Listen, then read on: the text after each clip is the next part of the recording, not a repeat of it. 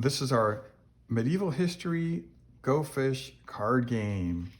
Every one of our card games comes with a little booklet, and inside the booklet describes how to play each of the games, and it also has a paragraph which describes the history of each of the images on the card. And when you open up the game, you'll see that the cards are all wrapped. And we've opened up a game right here on our board. So you see in category 1, we have architecture cards. Category 2, paintings. Category 3, Aztecs, Incas, and Mayas. 4, technology. 5, religion. 6, warriors.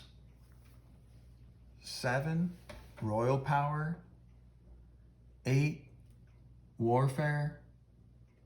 9, people. 10, Arabia. 11, castles. And 12, famous medieval leaders. And this is our game from our medieval history Go Fish games.